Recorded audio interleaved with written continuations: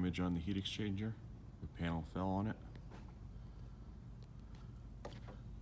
Does not look like any internal damage to the compressor. See how wobbly these are? Bolting found at the bottom and in the box. Side panels that are off. Another panel that's come off, we found loose.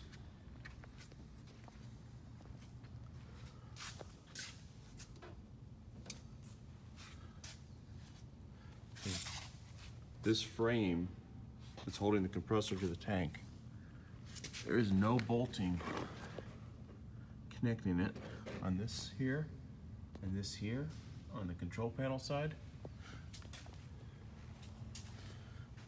You come over here,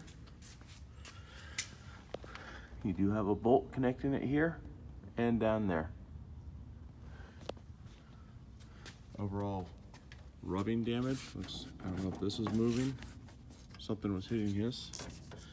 You see how this panel is loose and vibrating, causing paint damage here. The dust that you see in here is all from the heat exchanger being damaged. Still sitting on its shipping pallet, bolted down. It was surrounded by a cardboard box, and then the box had a lid on it. There was no damage to the box or the lid.